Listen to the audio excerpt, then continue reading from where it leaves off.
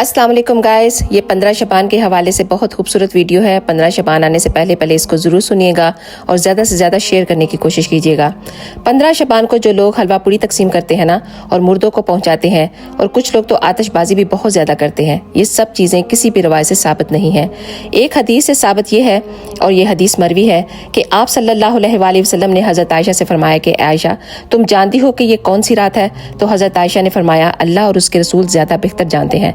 तो आपने फरमाया कि आयशा, आज शबान की 15वीं रात है। इस रात अल्लाह ताला अपने बंदों की तरफ रहमत की नज़र से देखता है, माफ़ी मांगने वालों को माफ़ करता है, रहम चाहने वालों पर रहम करता है और बुग़्ज़ रखने वालों पर उनके हाल पे छोड़ देता है।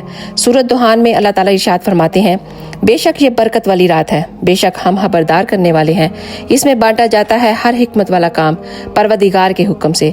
बेशक हम भेजने वाले हैं तुम्हारे रब की तरफ से रहमत, और बेशक वही सुनता है और जानता है।